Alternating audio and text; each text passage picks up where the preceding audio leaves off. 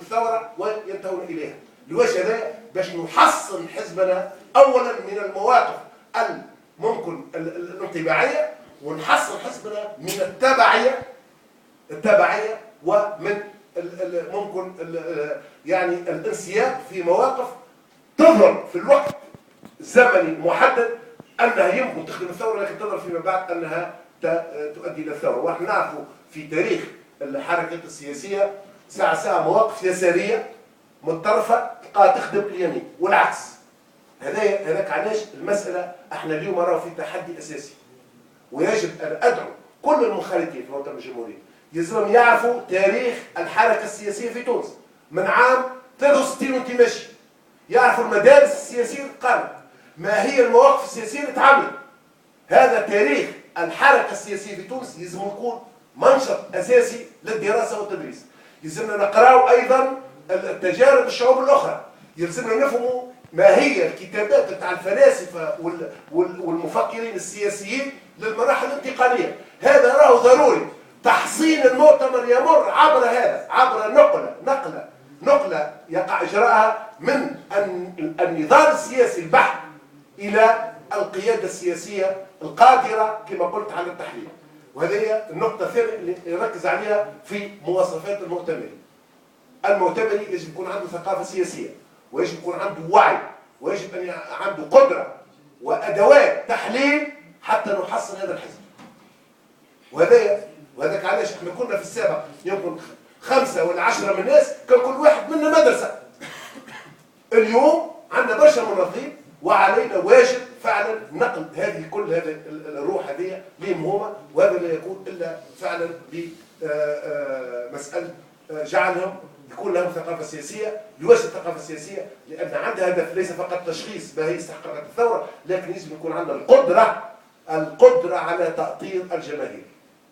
راهو اليوم في عصر فتحت فيه كل القنوات وكل الديمقراطية وكل معناتها جماهير الشعب لازم التأطير.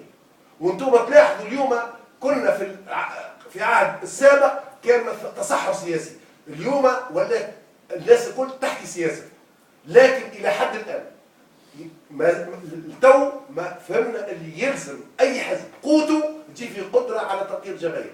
مثلا خذوا حركة النهضة منتشرة لكن غير قادرة على تأطير الجماهير، وريناه كل يوم نراه تجرب تأطر الجماهير في الجوامع في المستوى الديني، أما التأطير السياسي هذا ما زال مطروح. وهذه راهي مهمة وطنية لتحسين الثورة. وهذا علاش يلزمنا احنا كما كنا سباقين في مقاومة الديكتاتورية يلزمنا نعرفوا ان احدث تحقيقات الثورة هو يلزمنا يكون عندنا الوعي، وهذا الوعي نستطيع ان ننشره في الجماهير حتى نقدر على تأطيرها وترشيدها وحشد كل القوى للثورة. السلوك زاد المؤتمرين يلزم العضو في المؤتمر يلزم تكون اولا عنده الشجاعة والتضحية. هذه راهي من الخصال الأساسية. احنا كي كنا في السابق كنا نتحرك وارواحنا وارزاقنا وعائلاتنا كلنا كانت في كف عفريت. وكنا في الداخل خاصة في الداخل كنا نتلقى في الضربات اليومية، ورغم ذلك كنا شجعان وكنا نموت ولا نتخلى عن مبادئنا. وهذه راهي شجاعة، واحنا يلزمنا الروح هذه نحافظ عليها. ما هواش وخاصة في عهد الثورة ما احناش في وارد المغانم، احنا في وارد التضحية، تقاسم التضحية اليوم يلزمنا. وبالتالي هذه خصلة من خصال المناظر المؤتمر. وأيضا وهذا يتطلب أيضا التعالي عن الصغائر. راهو مسألة أساسية. التعالي عن الصغائر هي الحسابات الضيقة، هي محاولة التموقع، هي محاولة افتكاك، هي محاولة البروز بالدوس على الرفيق وعلى المناظر الآخر. يعني هذا يلزم نتعالوا عليه. وهذه بالطريقة هذه نستطيع أن نبشر بحزب. احنا اليوم نقول ما زلنا في مرحلة تأسيس. وبالتالي التأسيس يكون على قواعد صحيحة. وهذه القواعد أنا في تقديري ما نحبش نتوسع أكثر. هذه 3 أشياء اللي لازم توفر في المؤتمر: الانحياز للثورة، القدرة وله الوعي السياسي على القدرة على التشخيص وتأطير الجماهير، وثالث حاجة لازم يكون عنده الشجاعة والتضحية والتعالي عن الصغار. هذوما 3 خصال، هذه هي اللي تبني الحزب، وهي اللي مش تحقق الانتشار. وهالمياه اللي عندنا اليوم مش يوليو 100,000 وقت اللي يتمسكوا بهذا. أنا متأكد اللي الناس جاوا وضاحين وجاوا معناتها باش يكونوا المؤتمر الجهوي ومش ينتخبوا المكتب الجهوي، هذه عندهم عام سنة، لأن المؤتمر باش يكون لمدة سنة والهيكل مش لمدة سنة، عليهم أن يثبتوا ذلك. يثبتوا ذلك، وإن شاء الله المؤتمر بتاع الحزب اللي مش يتعمل مش يكون على الأسس هذه. يلزمكم تختاروا وتساعدوا الناس اللي فعلا عندها الخصال هذه مهما كان، لأن الخصال هذه هي اللي تحصن الحزب من كل الانحرافات، من كل الانحرافات.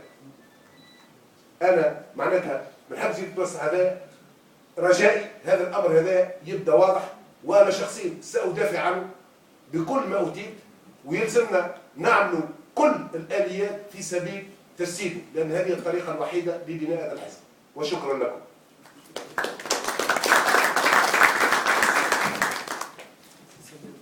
سمير بن عمر. بسم الله الرحمن الرحيم. صحة شريبتكم جميعا.